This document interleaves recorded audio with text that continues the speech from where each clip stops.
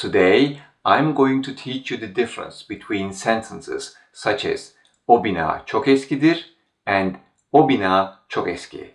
I see that many learners are experiencing difficulties to understand the use of this suffix. And most of the time, this suffix is introduced in the beginner level books, which in my opinion creates a real confusion because this is really a complicated topic. Today, I'm going to teach you when this suffix is used and what kind of meanings it brings to the sentences. And for this video, I'm going to show you the use of this suffix in nominal sentences. That means the predicate of the sentences in today's video will only be a nominal. They will not be a conjugated verb. Merhabalar, ben Sercan. Welcome back to your Turkish journey once again. First of all, let me start with the fundamentals. This suffix can appear in 8 different ways because of the harmony rules. So it could be dır, dir, dur, dür, tır, tir, tur, and tür. And nowadays, this suffix is mostly used in written or formal language, and it is not as common in everyday speech. In general, you will see that this suffix is mostly used with the third singular and third plural person, so o and onlar, but there are uses with all other persons. You will see some examples to those later in this video. In certain resources, this suffix is named as the simple present tense copula from the copulative verb, and in some resources, it is named as generalizing marker. In my opinion, what really matters is what it does. This suffix has 2 main functions. If I should say them with one word, they are generalizing and assumption. However, there are definitely other ways to use this suffix, and we will talk about them later in this video. So let's begin with generalization. Take a look at this sentence. Filler çok büyüktür. Filler çok büyüktür. This means elephants are very big. In this sentence, the suffix gives the following meaning. All elephants are big. So this is a generalization. But when we form the sentence without the suffix, such as filler çok büyük, filler çok büyük, then we are talking about some specific elephants. Let's say you're reading an animal book with your child, and you see that the elephants are big in comparison to the other animals. Then you can easily say filler çok büyük, filler çok büyük. With this sentence, what you mean is the elephants in that book. So there is no generalization. Another sentence. Çocuklar çok meraklıdır.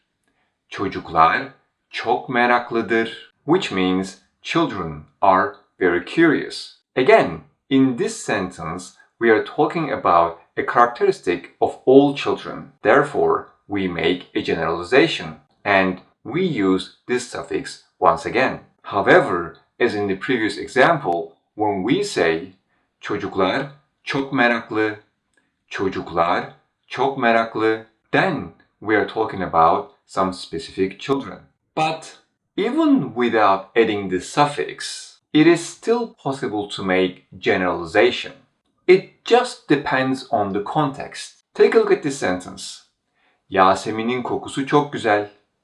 Yasemin'in kokusu çok güzel. This sentence can mean jasmine plants in general or one specific jasmine plant. Both of these are possible. However, when we use the suffix in the sentence, such as Yasemin'in kokusu çok güzeldir. Yasemin'in kokusu çok güzeldir. Then the suffix makes it clear that the sentence only refers to jasmine plants in general. I know, it's a little crazy, right? Well, as natives, it's really natural for us to use this suffix. But I definitely understand sometimes it should be mind-blowing for the learners. Well, let me go on then. In addition, this sentence can also mean, I assume the scent of jasmine is beautiful, depending on the context. Yes, this meaning is also possible. Having said that, let's talk a little bit about assumption. In Turkish, when we express assumption, expectation, guess, or speculation, we mostly use modal adverbials such as kesinlikle, herhalde, belki, umarım, inshallah, and so on. And this suffix appears once again in such sentences. Take a look. When we say hasta değilim, hasta değilim, this means I'm not sick. But when we want to say I hope I'm not sick, then the sentence goes this way. Umarım hasta değilimdir. Umarım hasta değilimdir. As you see, the suffix is used once again. Moreover, it is used for the first singular person, ben. Another example, yorgunsun, yorgunsun. This means you're tired.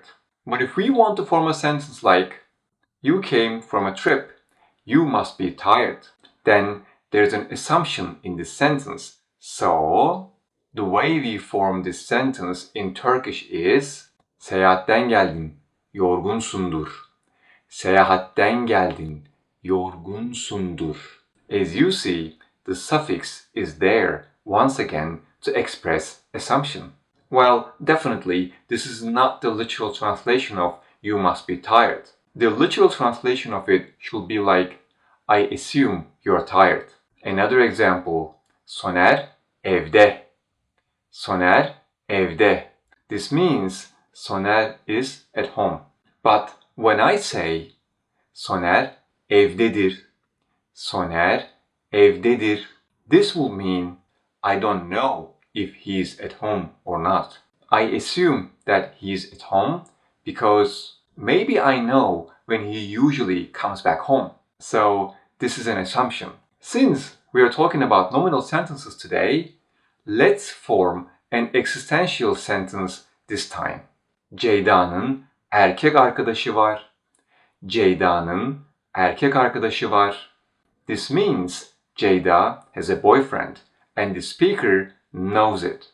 Now let's attach the suffix. Ceyda'nın erkek arkadaşı vardır. Ceyda'nın erkek arkadaşı vardır. And this means I suppose or I think Ceyda has a boyfriend. So now the speaker doesn't know if Ceyda has a boyfriend or not. The assumption is involved. In addition, this suffix can also be used to express an idea, an opinion in a strong way. But even in such cases, there's a kind of general validity in the sentence. For example, sigara sağlığa zararlıdır. Sigara sağlığa zararlıdır. Hiçbir şey imkansız değildir. Hiçbir şey imkansız değildir. 2 kere 2 4'tür. 2 kere 2 4'tür. Before finishing this video, I would like to ask you, after everything you have learned today, can you tell me what is the difference between o bina çok eskidir and o bina çok eski? Write me in the comments. I think this is enough for today. As I said, this is a complicated topic, and I will need to cover this topic once again in more detail in the future. I hope you enjoyed this one.